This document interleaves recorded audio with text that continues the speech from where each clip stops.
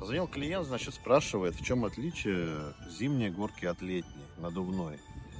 Самое главное отличие, что мы делаем зимние горки из специального усиленного материала, в котором есть специальные присадки для того, чтобы эта ПВХ-ткань выдерживала более низкие температуры. Поэтому наши надувные аттракционы можно использовать зимой до минус 30 градусов.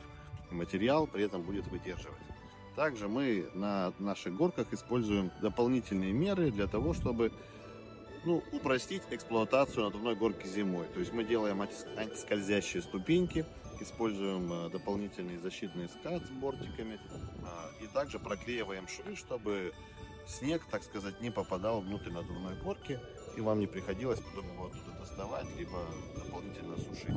Вот такие основные отличия. А все отличия вы можете посмотреть на нашем сайте.